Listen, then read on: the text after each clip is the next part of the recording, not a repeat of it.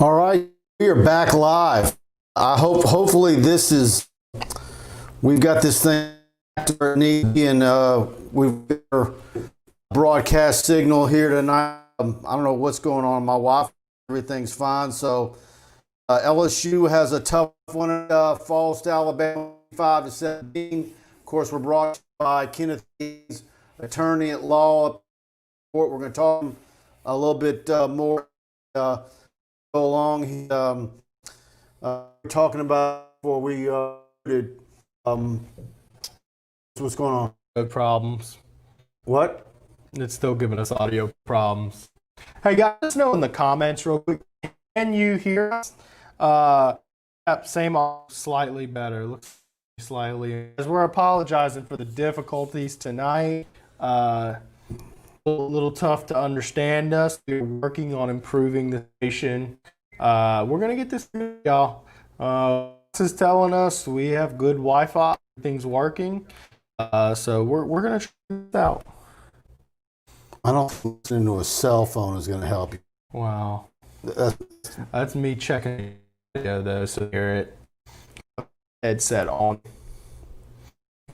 So Greg Price saying I hear about every word in and out. And, well, guys, we all on this. Work with us as we try to solve these technical difficulties. Yeah, we're not doing anything. We're sitting here trying to figure out why. I mean, it's not like I got a crew downstairs to figure out why this didn't work. My Wi-Fi shows. Shoot, I don't get it. Same thing we speak. Yeah. Something about this fancy studio we get now. Old cell phones do the trick. Doesn't look nearly as pretty, but maybe a connection will work. Yeah. It's 2020. Greg Price comment of the day. It's 2020. This goes along with the just go. You keep the game, and I'm gonna. Yeah, guys, look, I'm gonna try to talk slowly here, and hopefully you know what I'm saying. I understand there's some audio issues, but just like tonight, we're having issues well, and that's 20 in a nutshell for you. The good. No turnovers tonight. Freshman played very well. Keisha looks like a rising star.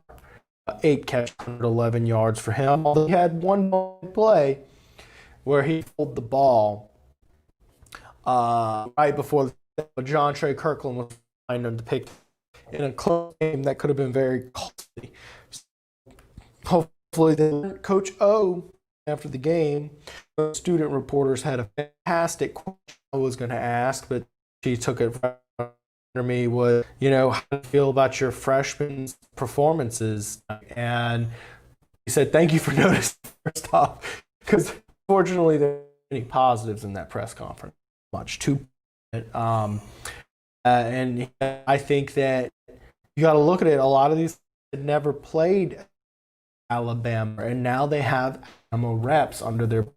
And I do think that's a huge getting against teams like Alabama. You got to develop this to get back to compete in the future. So you got to get players in line. I am recruiting. Asked him if he's had to talk to her about this and his plans for getting back, and he said it's been a topic concern with this season. He said recruits faith in this program based off only one move from greatest time. So that, and he also noticed that most of his already committed. Huge point. The nuke is there. You're just some nice cherries, and I do think the recruiting is in a position to program that compete. Me and talked about when you'd be ready to compete for championship, and I don't think either of us think next year we'll be back. They'll be a lot better next year, but the year after, that's one you should have circled calendar. That 22. You're going to get some good players. There are pieces that could develop into something special. Trent says Pelini's done one thing, have every step made. I know that's I was hearing in Taylor taking issue with Stingley's performance and as far as blanketing Smith. You guys, I think we are signal. You guys let me know these replacements. What your let's see what we got here. Gregory Price, CEO, Coach Ed on really in charge on the bus. And tonight, I they showed on Jacques Doucet on WAFB, and you could. I was told they didn't show me, but Orgeron was headset down and lived those Devonta Smith touchdowns in the first, and he was given an ear and was not happy. Lots of coverages tonight. Devonta Smith with a record night. What was his goal? Devonta Smith, by the way, 8 football player there. How upset it. Barber guy. 8 catches, 231 yards, 3 touchdowns. Devonta Smith is ripped into a new one. I mean, last year he had a really good game too.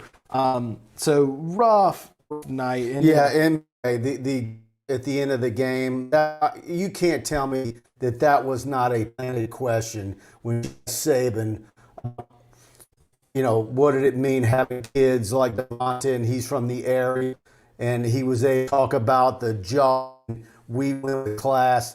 That was absolutely him referencing the audio tape that came in the locker room last year, winning, basically win with class, and we don't talk, and we just let our performance on the field have everything to do with it. That question to me is absolutely almost like it was she was playing. That was I mean, and it's been one of those things. You watch this game, you got Christian Harris from U High, right? Then you got Dylan Moses from U High. To Smith, high school, for Aaron Mathis, North Carolina, I don't forget what exact school. All these Louisiana players, you think be playing for every night? It's stinks to watch. Here's the players. thing. Here's the thing. As good as Devonta is, if this was a normal year, LSU would have intentional out there. That's right. It's not like LSU has donkeys. Yeah. And you've got freshmen and Keyshawn Butte. You got Dre Jenkins, Moore, and Ray Mathis in. It's not like LSU wide receiver is a unit before and opt out. Oh, the wide injuries is one of the strongest units in the country. So seeing what Keyshawn, he's a NFL player. I think Corey will be too for sure. I mean, there's serious talent. And Finley and Madison they showed. Let me ask y'all a legitimate question here. Moving forward into the Florida game next week, who would you see at quarterback? Max Johnson, Finley. Of course, Max Johnson's getting in garbage time, but his numbers every single game have actually been better than TJ Finley. TJ Finley 5 touchdowns, interceptions on the year. Max Johnson 2 touchdowns, 0 interceptions. Yeah, but the minute not the same. The minutes drastic, and the passes and the caliber of those minutes are. Here's my on it. Max Johnson hasn't been given a fair crack yet. So maybe we've seen something in practice where he doesn't deserve a fair crack, but the numbers on the field do not seem Let's bring us to a question that I've got on the screen right now. Charles Higginbotham, maybe you should show people that John is a better quarterback than Finley because it's obvious LSU doesn't want people to know that. What does that mean? He's arguing that Coach O is hiding Max Johnson because Johnson's clearly the better quarterback, so he plays J. Finley. I think he's the better quarterback. I'm not sure he is. My point is, you look at the row, and one of these guys clearly has more arm talent than the other, and it's J. Finley. But Max Johnson's more polished, and he's more conservative with his downs. I think they're very close. My only point is you got to give them a fair crack at some point because they put him in the second quarter of the game and ran for one drive, ran some jank Tim Tebow pat looking spread option. Like he's a decent runner. He's Tebow. He's not. Look, I keep saying it, and look, 4.9. I don't know. I don't know if Max Johnson can run a 40. He's not a guy. Let me tell you this: he's not a runner. if you run a 5.40, you're pretty fast. But that's not. But he's not a better thrower than TJ Finley. I'm sorry, he's not. I think a lot of people when they're 4.8, 4.6 in the SEC, you need to run about a 4.6 at least. But he doesn't get more of the offensive reps because of his run ability. No, absolutely not. Okay, so I don't think he's that much better of a runner than Finley. Basis for Finley being the starter in the majority of the offensive because of his ability to throw the ball on the field, and I think he's a more accurate passer. But that he's not going to make the freshman mistakes. They're going to make freshman mistakes. Sure. So Sure. I continue to play both of them. You get through this season. Garrett Nussmeier comes in at midterm. Miles Brennan comes off and throw that thing open, and we're going to see a new offensive coordinator, if there's a new passing game core, or if it's one or the other. I have my dad, Linehan, will be back here. There's going to be some change in the staff in the season. I've been kind of defended both year long. No, I don't know what's being said in the bill, what their relationships. If Orgeron's something that doesn't like with both, if they're still on the same page and they know what they've got to work as far as Jim's and Joe, no.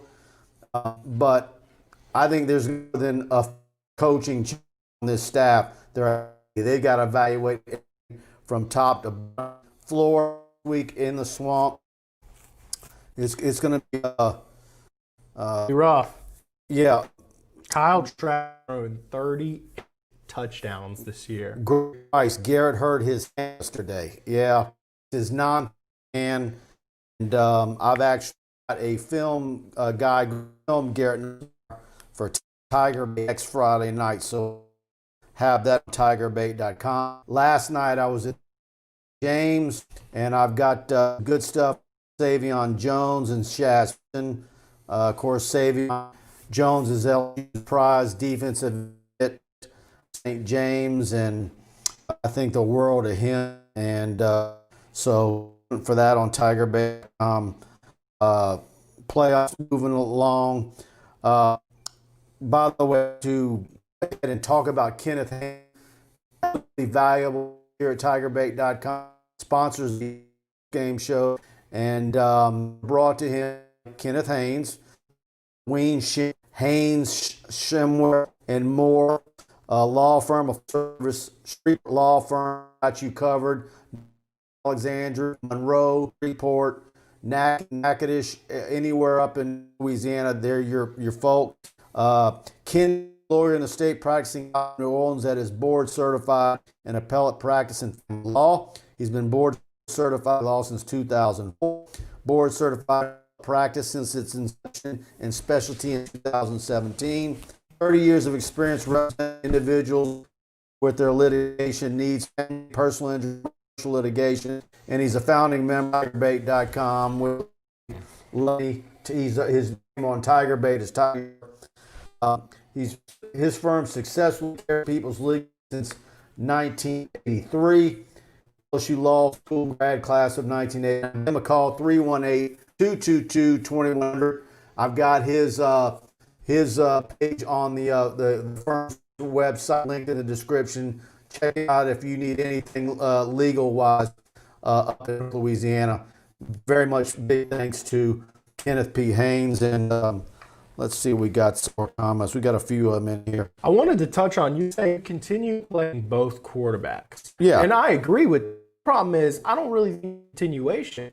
I think it's been just P.J. Finley till the game's out of hand and stick Mac Johnson in. Yeah. I don't think that's playing both quarterbacks. Derek says Mac Johnson get rid of a lot quicker, kind of like Burrow did. He deserves a start. Maybe, look, there's a lot of things that go in practice. There's a lot of film study and who actually knows the offense, who's more comfortable with more plays. What are the receivers? What's their comfort level with each guy? I've just always thought that TJ's got the arm, and I think he's more accurate with his throws. I mean, he throws a nice ball. Yeah. But Max is more. I think he gets out of the way a little bit. But I mean, how many sacks did they get tonight? Ooh, let's see here. Sacks. Give me a second. The five sacks for 25 yards. Yeah. How many of those were Finley and Johnson? It might have been like 3 versus 2, or I think those might have been even though Finley had more minutes. But and I'm not acting like I'm favoring Finley long term over Max. I just think right now, I'm just to the point with this football team. It's like, let's just get through Florida, get through Ole Miss, get into the offseason, that thing wide open. And I think the same thing, every position on the offensive side of the ball. Offensive line, running backs, Corey Kiner coming in term, give him a chance. He's been unbelievable as we've seen out of him. I think you give Garrett Nussmeier every opportunity to come in. I mean, you hate the idea after what you've endured this season. You're talking about a true freshman year guy next year. But I don't think anybody that's so far has asserted them. And then with Miles, if Miles Brennan comes back, is the durability going to be something that's going to be consistent with him? Yeah. Or is that just unfortunate for him? He got injured, and then maybe a one-time deal for him. Yeah. Price with the comment. He's 1-4 on coaching changes. I assume he's talking about Avon. This was something that ran by, I was thinking mid-season. Coach Ogeron, it was not a secret that Ogeron has no intentions of coordinating a defense offense. He is not an X's and O's guy. He does not try to be. That's not his formula for success. Miles. Well, Les Miles he liked to fill a lot more. Well, he liked to fill. Ogeron lets him coach. That's why the offensive line at LSU was good under Les. Really. Shoot. Look, let's go back to that. Because he wouldn't get out of the way. Here's the problem with Ogeron's formula. I pointed this out. I think it's wrong that Ogeron was a bad hire, but I said one of the biggest downsides of it when they hired him was you're always reliant on a top-notch coordinator. One bad coordinator hire away from 7-5 any season. But the counter argument is so is Dabo Swinney. I think Dabo could go in and coach. I think he can. Can he? But he was never there. I get what you're saying. But Ogeron, a similar formula for sure. But I think Dabo's could go in and coach a few hours. But yes, Sweeney's also an exception to a lot of rules. Even at Oklahoma is an exception to rules because of how good he is at the offense. Kenneth Haynes got to work on this team. This group is not a top SEC team out Kenny. Years from being champion. I think this 2 years away, being where they need to be, need to finish recruiting strong, get everybody signed. It's on the commitment list now. You can't lose a race Davis and him maybe sign February.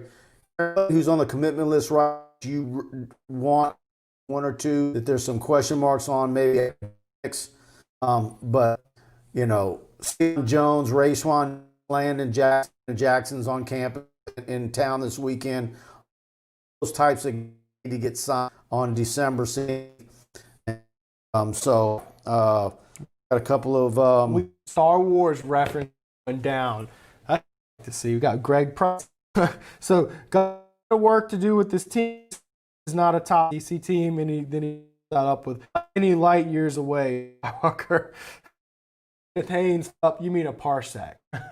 Well, solo action. I gotta go watch an episode. I just stay an Alabama fan. I've never used that feed StreamYard, but we just used it. Handle it. Yeah. No, this should be fan safe. I'm fine with that. Like it's been it's Yeah, take the enemy on YouTube, on YouTube. Be patient. Next year, this is loaded with elite young. Look, I look. You see this if non-COVID, let's say we would, and the schedule is what it's supposed to be. All Florida and Tandem at home, Los Angeles, UCLA. Opportunity to get right back on track where you need to be. I think they're an SEC West contender to win it and don't. You think 8 wins is doable? I think if everything falls your way and you get an infusion of talent, usually everybody in this market go 9-3. They're safe space. I think 8-4 is the maximum. Maximum. Ouch. I don't know that you can get to 9-3 next year unless you have something fall your way. Well, I'm assuming A will be down a bit. Auburn's going to still be there. You still got to play Florida. Trask will be gone. I mean, but Dan will be rolling and Bama. 8-4 is rough. We moved to spring, and I'm come August might be back. Might be right at 9-3, but. The biggest thing is trenches. Trenches are always such a problem because you're never 2 players away. Trenches take about 15 really good players, really good, and you got like none. I mean, maybe a few guys who could be good players here, but I mean, really, I don't see any one of these guys who's truly an elite SEC player, who's what you need a 10-win SEC. Both of them, defense and offense. No, yeah. I think guys like Jalen Roy. Oh yeah, why next year? But you're making a mistake because you're saying that, and next year was year 2. I think he's going to. Jolari will be bigger. Ali Gay will be bigger and stronger. Fucking right now. None of them are where they need to be. I see a lot of potential. But where issue comes in is they're not juniors. And the seniors on this team are first in small SEC. And you start talking of linemen that you want to come back, guys you want to coming back. It's the old adage, and I can't every show, good news, you need returning players. Well, in LA case, the bad, you've got this many players on a team that's awful. So returning seniors you're talking about, keep in mind, there's no juniors and seniors from last year's team on. Anybody, anything that and seem. I think Mark's going pro. I'm told that stock is through the roof. Well, he had 13 because they're seeing as a 3-4 playing adaptation and Bo Pelini and any issues this year. I'm told NFL folks aren't about it. I think he's very out of position. I think he's okay as a middle linebacker in 3-4 and. I don't know if he's not playing middle linebacker. Jabril Cox do that outside linebacker role and be way better. Yeah, Leon. How did he? Nietzsche. All right, Leon Nietzsche. For the defense, is it coaching or players? Yes. I was talking to Scott Troll in the chat earlier tonight. I don't know if he's still hung around. He was getting, but I was talking to him walking out from the stadium earlier, and. I think that's one of the things that Leval got right when he realized, when he went from Pelini to Chivas to Aranda, was he went to Aranda in a 3-4 because he saw how many years in a row it was difficult for him to recruit that many quality defensive linemen to outfit a 4-3 and be consistent there, where you have not only great starters, but depth behind those starters. Depth matters on the defensive line. And so he went to a 3-4, and certainly in this state where it is difficult to have that many defensive linemen, Miles didn't do a really good job recruiting nationally. And so it's one thing for you to go to a 4-3. You think you're getting Corey Foreman on top of Mason Smith, and you've got Landon Jackson in Texas. you basically got to get home. You got to get home runs in recruiting nationally every year if you're going to run a 4.3 and be exceptional at it. That's why everybody's going to a 3.4. And a 3.4 also probably suits you better defending these offenses that you play every week. So I have a few disagreements with that. And I think the 3-4, one of the big reasons they switched to it is because power running game was dominating the SEC at the time. I mean, think about Alabama, what they used to be. And power running game is, you stop that. 3-4 is built perfectly to stop that. Perfectly. Now that you have you have athletic linebackers. That's what I'm saying. You went from a 4.3 and you went to a 4.3. You don't have the personnel for it. It's vastly different. I mean, compare a 3-4. Look at the success you had with Iran with the tweener linebackers. Oh yeah, they were great. And those grow on trees around here. Oh, they're so easy. Linebackers for 3-4 are very easy to find. I agree. I get what you're saying. I think the 4.3 would work if you can recruit at a high level. Because now everybody in SEC is Big 12 in it, man. Throw. I think it might be some time to transfer. I want to answer his question, though, from my perspective. And I said yes, I saw that. I get the excuses for Bo Pelini. He's got plenty of them. And inside, they want to keep his job. I understand it. My opinion, whenever I notice things that are historically bad or historically good, last year you had historically good, who did? The answer's never, was it Burrow or was it Jamar Chase if they're that good? They're both that good when they're at that level, greatest of all time. When you're historically bad, it's not Jimmy's and Joe's. It's not Jimmy's and Joe's or the X's and O's. They're probably both a problem. Okay, so it's a little bit of scheme. I think it's a little bit of personnel. I've been critical of. Look, I've seen a lot of things that Bo Pelini's done this year, like questionable tonight. Like, why wasn't Derek Sting on Devontae Smith on all those long touchdowns? Yeah. That is so questionable to me. That's just so blatantly obvious that he needs to be there. Why was there a guy open by 30 yards? No, you're right. Why did Mo Hampton bite? You're right. And why are there two safeties on one pylon? Like, these are scheme issues. And I took a lot of issues early in the season with Jacoby Stevens blitzing from the strong safety spot. I think there's been some scheme issues. And I get once he gets his personnel, maybe he can do it better. But I literally look at that. They scored 7 out of 7 drives in the first half tonight. 6 of them were touchdowns. They have 45 points on you. It's scheme and personnel, man. And you got to do something. Well, the thing about simplifying. Okay, the buzzword is simplifying it.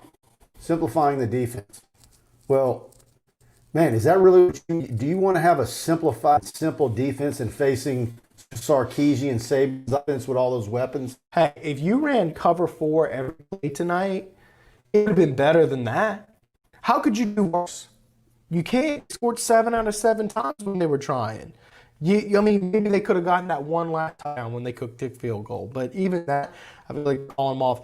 Cover 4, cover 3 all night long. At least you're not giving up 65, 61 yarders to Devonta Smith. That's my take on the defense this year because of how historically bad it is. And Chris Williams, Randa recruited players with a 3-4 and Bo runs a 4-3. If we were this bad next year, then buy him, give him a full off season. Yeah. That's a fair take. I don't think most fans want to hear that. Yeah, and again, I don't know what the relationship is between Bo Pelini and Ed Orgeron. Look, we saw Ed Orgeron fall off the handle tonight. Who was he mad at? Who was he furious at? Who's the brunt of that? I'm pretty sure Bo Pelini gets good as he gets. We need help on both lines. Not likely next year. Linebacker, where are the elite guys? Back in, we'll need help since Stingley is gone out next year. We need new coordinators, both sides. Look, I don't think Linehan remains, and rumors that ends may retire. We'll see. I mean, there's been multiple times in the last 10 years where people have tried to retire Steve Ensminger, and He's not exactly really that old. You know, regardless of which I think his age is, but what does he want? I don't know. That's subjective. I'm just kidding with you. Yeah, I mean, Sam Nader's still, how old Sam now? Older than I saw, man. I don't remember him being a little old. He would set up recruits for us when high school. Like, dude's. Yeah, here we go. Josh Forbes. We're not talking about Zach Average. When I think I'm not sure how clear we are, but we started our first chat. We did talk Zach Rosenberg and a night, and that's several. So look at that line. It's 206, 34 points. So it's not quite as bad, but he had really bad, and he is. I mean, in my opinion, for most of this season, one of the best puncher. It was a really bad, and I think sometimes the nights were just everybody's, and that's what we saw tonight. In this, Scott, I talked in from the state and talked about. He says had no pass rush, and they just rush for guys, no rush at all. And then you get into the debate about blitzing. Nope. And like, man, who are you going to bring? Because Alabama with Mac Jones, like Burrow last year, pick your poison. No, I don't think you blitz.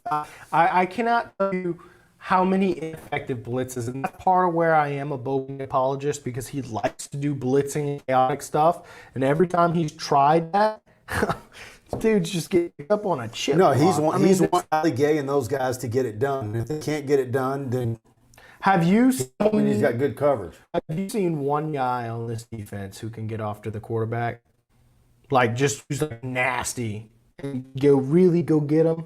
No, I haven't. I mean, maybe Jacoby Stevens in spots, but not in the spots he's had this year. There's not a nasty quarterback killer. Yeah, and I wonder if Aranda was there, what will we see in this year? And what would we've seen tonight with this personnel? I think he shaved 10 points a game off.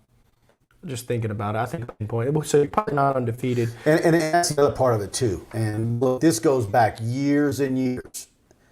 And you've maybe heard on talk radio and coaches say Louisiana kids, they don't grasp, and that coordinator saying he never was able to install everything he wanted to do because the kids didn't have it upstairs to grasp what they wanted. And it's not like Aranda was running some simpleton stuff. No. I mean, those guys, they got it. Yeah. Look, I always find players don't understand what I want. I interpret to that, I'm a crappy coach. Because guess what? Your job is to deal with football players who have a certain capacity to learn. You're not recruiting Harvard students. They're just average teenagers. I know these kids because I've talked to a lot. I can go down the line.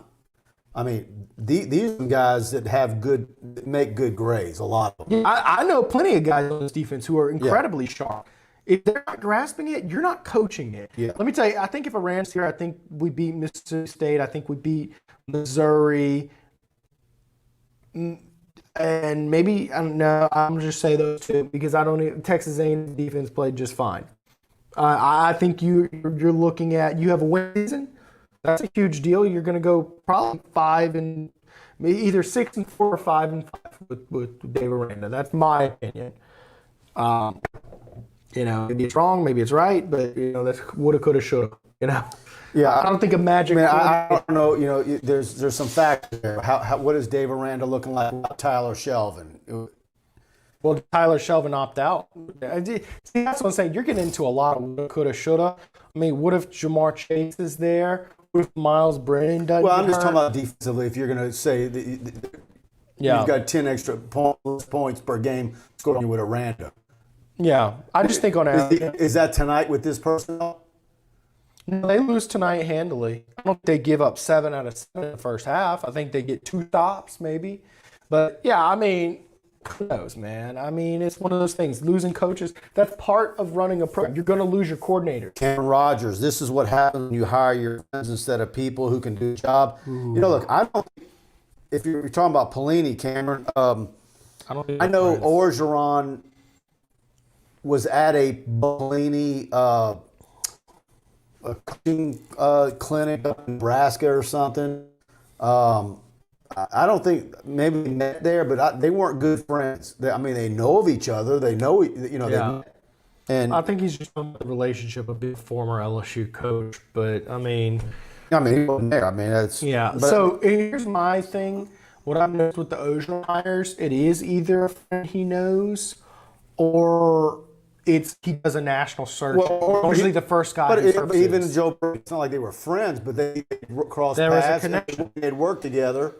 Hey, look, that's Louisiana culture to it, though. It's always about relationships and who you know. That's what we're comfortable with. You do your homework. But anybody does that. I do that in my business. People do that. You run across somebody you're familiar with. You know your field. Yeah. You know who the players are. You know who's impressive, who's getting it done for your competitor. That's just how you do it. I'm gonna say with the exception. But if you hit Ed Orgeron with that, nobody was worse than Les Miles with that. With hiring who he knew? Oh yeah. Oh no, I don't think. He was brutal with that.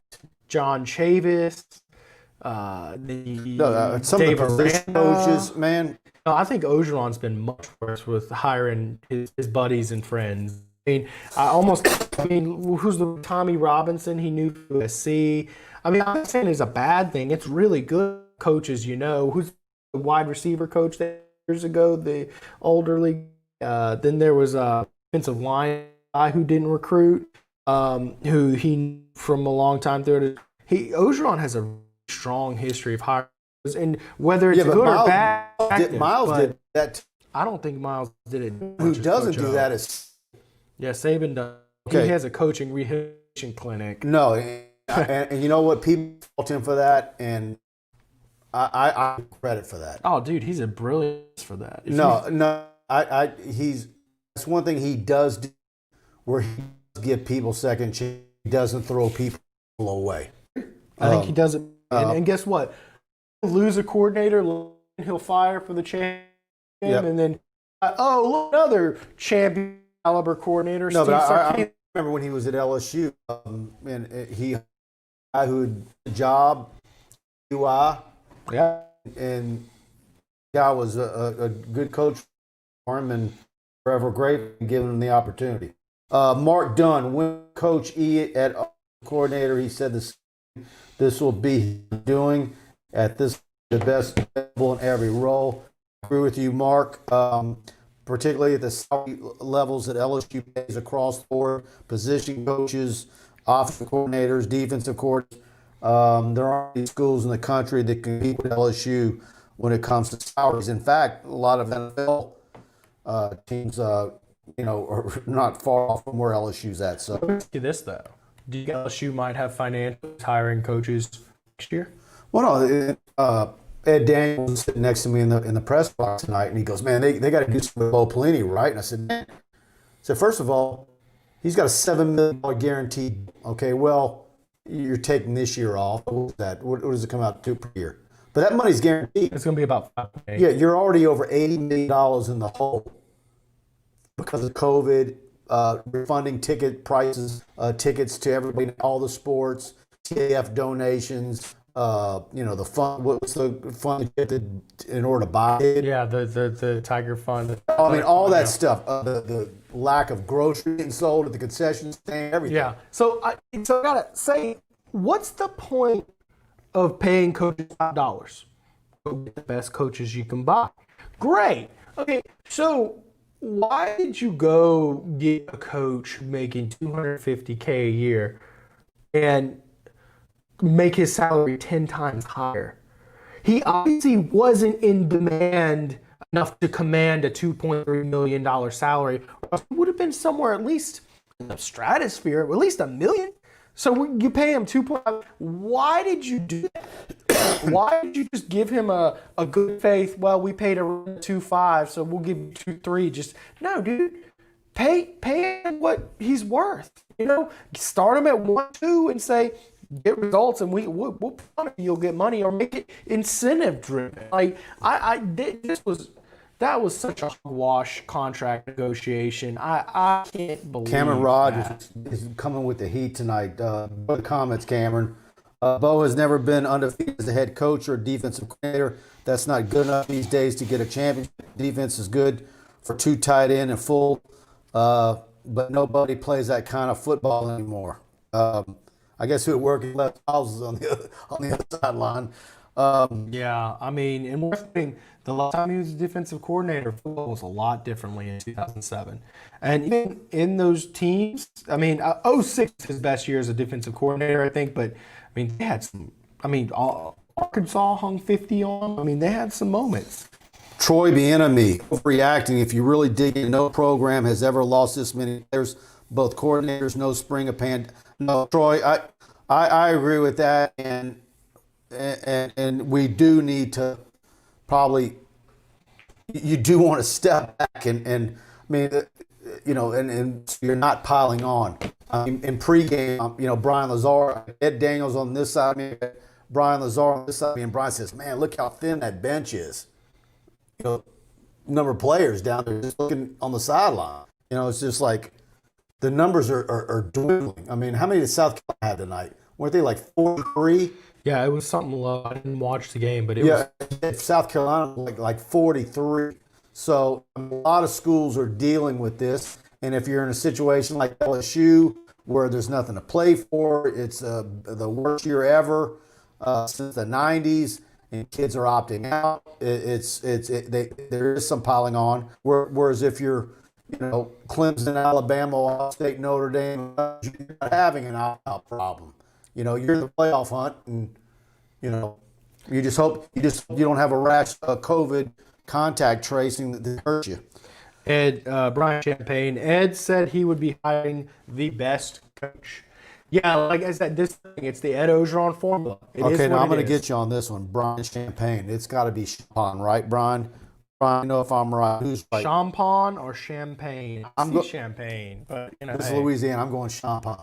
Let us know, Brian. Look, we love us some phonetics here, but look, I mean, clearly, I don't think on either side of the ball you necessarily have the best coaches, because if you have the best coaches, you're not winning 3 games a year, period, and you're not having players out of place. Now, I do think that the players they have aren't putting them in the best position, but especially on the defensive ball, like I said, when things are this bad, there's nothing going right. I mean, something's got to change. So I don't know. I think there's much of an argument that they have the best defensive coach. Casey Campbell, because I need to think of something positive.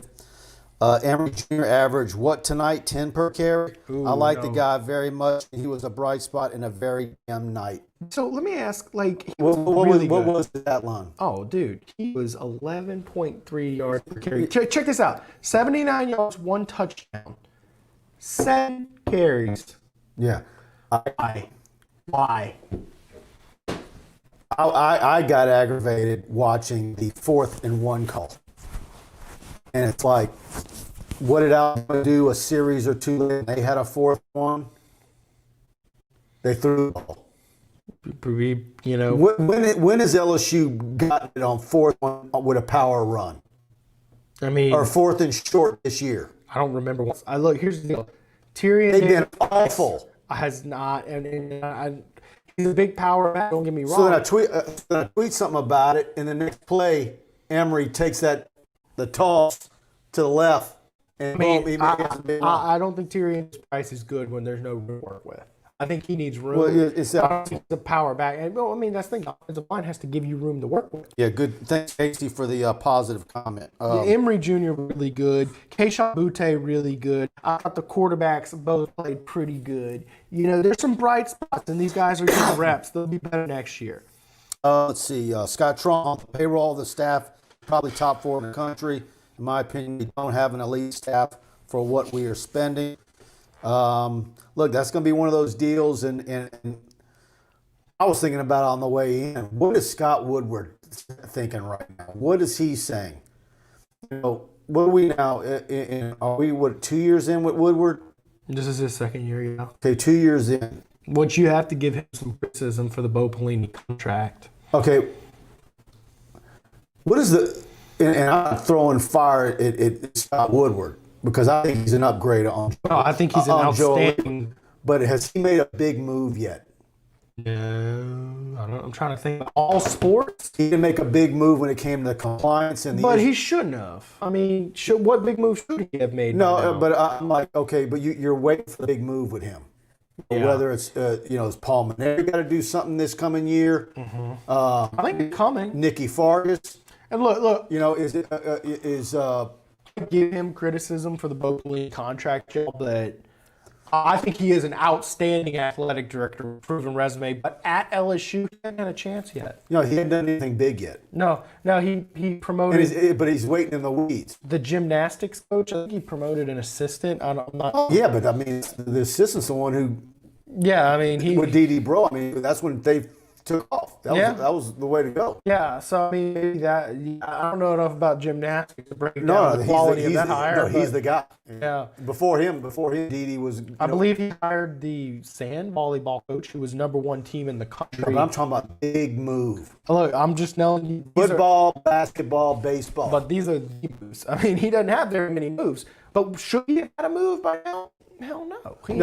But it's so too when it's a big move. It's also like there's a shocking move coming, like where you're thinking, no, Paul Maneri has 2 years. No, in reality, and I'm going off on a tangent here. Had we not had COVID, and LSU baseball on the trajectory that they were having last year would have finished out last year, Paul Maneri would be way on the hot seat right now. So I've jokingly said, but I think it really is a joke. Yeah, I don't know. Nobody was luckier. I don't know. Nobody was luckier that their season ended because of COVID than Paul Maneri. So I would say this: his track record is not necessarily one of shocking fires, more so shocking hires. Right. So my thing is does he make a show of force with Orgeron? And I guess my thing with Woodward is, when are we going to see that? Because there was, one of the big things when he got hired was, is he going to do something with NCAA compliance? Because the compliance department at LSU has been overzealous and a thorn in all the sports programs. It's something we talk about on this show every week, with the kids being suspended because of positive weed tests. And they don't get suspended anywhere else. So they're now under the NCAA hit the football program with minor violations, right? With Our Lady of the Lake. Yeah, the Our Lady of the Lake. No, the NCAA had it. Well, that's true. That's but they self-imposed it. We don't know if they're going to accept that. So here's my point: you have this super strict compliance department, and you're still having violation type stuff. But what's a super strict compliance department doing for you? That's a question for you. I have a really good comment. Gregory Price, I kind of poked a bear with him. Fargas is a joke. He reversed their decision, and he caved on Bo. My point, what I'm getting at with Woodward is, it's like, we're 2 years in, and really he hasn't made a splash with some, like, either pulling the rug out from someone early or waiting an additional year to make a move. He just says enough already. And now I'm wondering, with $80 million in the hole, is he going to have to do something? Here's the question. No, he can't do. Is his hand tied? No, his hands probably are tied. I would imagine so. So you're saying year 2, but let's remember, in March every sport shut down. It's really kind of like it's really still kind of year 1 for him. What's he supposed to do with the coaches for spring sports that played 12 games? You know what I mean? Yeah, and here's the thing on Nicky Farm. We're going to get right back to football. This area, Simone Augustus was everything in LSU basketball. You have a window of so many years where LSU basketball was good because you had Simone Augustus in your backyard. And then that got Sylvia Fowles here because Simone was here, you know. And then what happened after that? There hasn't been another Simone Augustus in the area since Pokey Chapman left. That program has never been so the same. before Simone Augustus, LSU women's basketball is about what it's been right now. So it's a generational player. But then you can say, can Nikki Vargas go to Charlotte, North Carolina and get a Simone Augustus? I just don't think fans' expectations for basketball are through the roof. They're like, hey, can we please make the NCAA? No, everybody's turning to Will Wade now because this football season has been poo-poo. I think basketball is going to be pretty good, although they had a rough loss. All right, let me get some more questions here. By the way, I think should we go ahead and give him last call? We're doing Cameron Rogers. He's been awesome tonight, Cameron. Appreciate you joining us tonight. And thanks to Kenneth Haynes, our sponsor. Please hit his link in our description box. LSU has enough players on the field right now, 4 5-star players, just like Alabama. If you can't coach, go home. That's Coach's job to get the best no matter what. I think the guys that are those guys you're talking, Cameron, are young. And I think they are going to get better. I think the biggest problem for LSU is youth at quarterback, offensive line, which has to be addressed in this recruiting class. Got to get Tristan Lee, Sayon Bird, a couple of kids. You got to have 3 or 4 solid offensive linemen in this class. And then you got to get something in the spring out of Anthony Bradford, Thomas Berry. I'm wondering what's going to happen with Cardell Thomas. Is he a guy or isn't he? And then what are we going to see with Austin Deculus or Ed Ingram? Yeah. Which of those guys are going to come back? Liam Shanahan can convince him to come back for another year. That's where it's easier said than done. It's easy to convince guys to come back if you're going to an Outback Bowl off a 9-3 season and you see the light where this team could be a champion contender. It's easy to talk somebody to come back then. Yeah. How can you talk somebody to come back after this? Hopefully it's easier to talk back when, dude, you're going to be a 7th round draft pick. Come on back. Let's get that but then it's individual based. Yeah, exactly. Okay. Do you have 6 hours to do your degree and you can start get a job? Sure. It depends on the guy. So sure does. Hey, I saw a comment that feeds into Cam's comment from Chris Williams here. And what team in college football history has won the ship and lost as much players to coaching staff? So I want to touch on that and say that the job Orgeron was tasked with, I'm going to be an apologist for a bit because I don't like an apologist, but there's things you legit have to look at when you criticize him. He lost his defensive coordinator and his offensive play caller, I'll call him. We kind of know who was calling the shots there last year. Then you lost. Right now, you were down 19 of your starters. So 19 of 22 starters at that championship game, gone. Okay, a lot of times you got to think. Also, your backups are gone in a lot of positions. Who's that cornerback who opted out? Number 5, can't think of him right now. Terry Vincent, gone. That was backup. Okay. Your backup tight end got drafted last year. I mean, you have all over the position third stringers from last year having to step up and play. You lost a lot, and the answer is, I don't think that any other team I've ever seen has lost as much as LSU lost from last year. And then COVID, you put COVID on top of it. So you lose more than any team has ever lost. You didn't get games with Rice and Nichols and UT San Antonio. Okay. Those. And then think about this. You didn't get off-season reps. You didn't get a spring game. You're replacing 90% of the nucleus of your team. What if you had those 3 wins I just named? Oh, yeah, they'd be. I've said this a few times. I think without COVID this year, this team's 7-5, 8-4. I mean, because you get those 3 fluffer wins, and then you tell me, okay, so you probably beat South Carolina still, and you get all you have to do is go 3-5 in this play, and but you still don't like and losing. You still don't like losing Alabama 55-17, even if you have those. Yeah, no. But I still think, okay, but I think you lose to Bama 42-20. You have some more experience and stuff. I think 42-20, I think would have been acceptable to some people. You would have covered, but I get what you're saying. This was humiliating. The task Ogeron was handed, I think, was one of the toughest tasks in the history of college football. Replacing 19 of 22 starters, not having a spring game, replacing both coordinators, and then not having any reps in the offseason, and then your schedule No spring changes. football, going from a 3-4 to a 4-3. Losing Ty Delvin. Neil Farrell not getting any ultra reps. And Possibly the best player in the country opting out weeks before the season.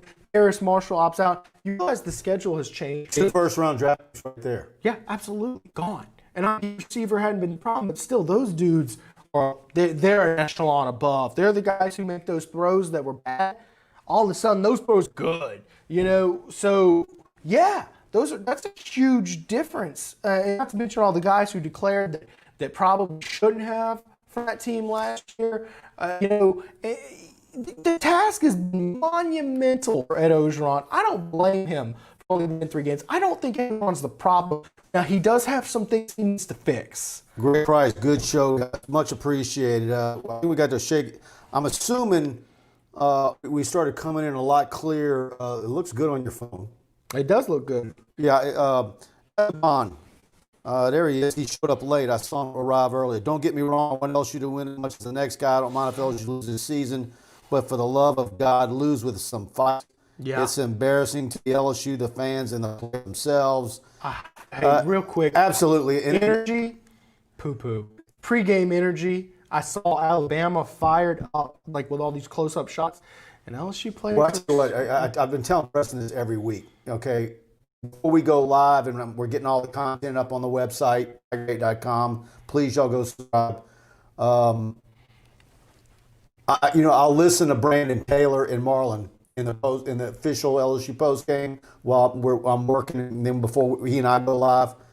Man, Brandon Taylor has just been going crazy every week. He don't mince words. I mean, I love Brandon. I'm sure some of y'all have heard Brandon, but I mean, he was getting out Stingley tonight. I mean,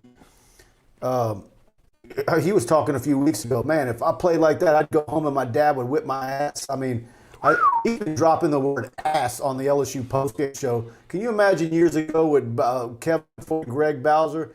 I mean, when LSU would get beat bad, they wouldn't even take any negative calls. Now you got the guys who are actually getting paid doing it. So the LSU guys obviously have a lot of leeway on that postgame show. They didn't have.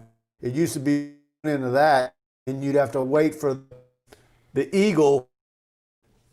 For the darts and for crazy. Brandon Taylor's been lit every week. I miss doing halftime shows with those guys. Man. Yeah, they're good characters. I'm gonna get Am Marlon live in here in the next week or two. I just got to reach out to him. Greg Price asked a question that's pretty big here. We have I guess it's a statement. We have culture issues. I want to ask if LSU has a culture issue. I think it might be that the academic side doesn't work in conjunction with the academic quite as much. They tend to butt heads way too much. Well, I think his question is there a culture issue with this particular LSU team in the locker room? Oh, good question. And I think there is. Yeah. And it's one of those deals where most fans, if you say the team leaders, who's the guy on the offensive line? Who's the guy? The vocal team leader is going to throw somebody in a locker and say, man, get your head out of your ass. You're playing like crap.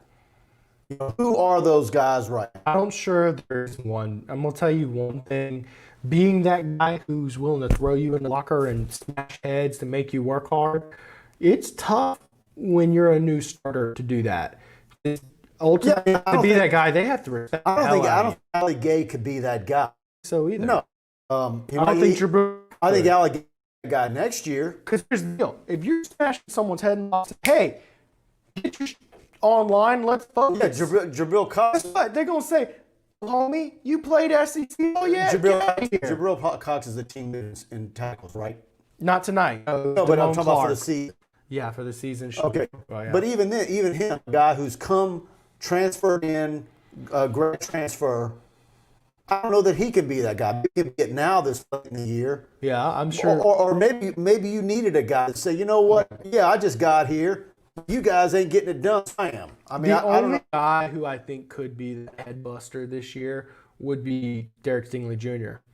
And I think he's more of a soft-spoken guy. Derek is a lead guy. I mean, he's a dude on the field. He's not, Yeah, a lead by example. I don't even, and as great as he is, you see him as being a smack talker No, on the field against opponents. I think he talks with his Yeah, I mean, play. he might smile and, give you a little bit of, but he's not overboard with it like maybe Elias Ricks is going to be. Oh, dude, Elias is going to be a lead. Or Eli. Well, hey, that's the other thing. Look at what's coming back next year. You do have Eli Ricks and Stingley coming back, and all these other guys only get better. So I do think the outlook is not quite as bad. Eli Ricks is going to be really, really good, man. Let's see here. Doomerville and Thomas are the next guys, offensive line next year. Yeah, I mean, so what are they about offensive line? I'm hearing good things about Martinez, Dummerville. I'm just, my thing is, and I keep going back to the three before the year before, is like you're getting into year 3 with Perry, Cardell, Bradford. Yeah. And it's my understanding that of those three, Bradford is likely to be a guy because we've seen him already. Yeah. He's further along. I think these guys will. And then I'm told Thomas Perry is the next guy, and Cardell is third by a long shot. That's. Yeah, I've heard Cardell Thomas' injury has set him back a lot. So we'll see. I'm gonna tell you this. So one of the things about young players, okay, if you run really fast, you usually don't get that much faster. I mean, you get a little faster as you get older, but you can see running the ball. If you see guys who can catch the ball, you can see the piece there, like Kashawn Butte. He's obviously very fast, and he's obviously can catch the ball. You can't just come in as an 18-year-old squat 850 pounds. That's what you need. You need years of bulk and muscle. It's one of those positions, offensive line defense, especially interior defensive line. You need hair on your chest to play these roles. You can't just put a teenager out there and expect him to dominate day one. When was the last time you saw freshman offensive lineman dominating or true freshman defensive tackle? It's much more rare than other positions because you can get an 18-year-old who, maybe not the best routes, but catches the ball and he's fast. You don't fake 700 pounds of squatting as a true freshman. It takes some time. So yeah, I think a lot of these guys bulking up and stepping up big time. All right, guys, we're going to wrap up. We went over an hour, and much appreciated you guys joining us. Please like and share. If you're on YouTube, hit the like, hit the notification bell, subscribe. And if you're on Facebook, do us a favor. Please share this on your Facebook feed and like. And go to TigerBait.com. Try us out. A premium for $1. I've got loads of recruiting stuff. We're less than 2 weeks from signing day, and I've got a lot coming from me. The War Room I posted 2 days ago gives you the ins and outs, position of how I predict LSU to finish. And I got more positive news. LSU's got kids on campus in the next week. We'll have some of that for you tomorrow. So TigerBait.com. Thanks to Kenneth P. Haynes, attorney law, our sponsor. Visit his website, and we'll be back here. I'm just going to find out Florida. Is it a morning game? To be, and we'll see. I can't imagine. 2:30. Man, you got a possible team there. They might put them in the evening, even though it's LSU. I don't know. We'll see. Kyle Trask. That might be the draw. All right, guys. We'll be here right after that one next week. Our midweek shows as well. And so thank y'all again for being with us. Y'all have a good night, guys.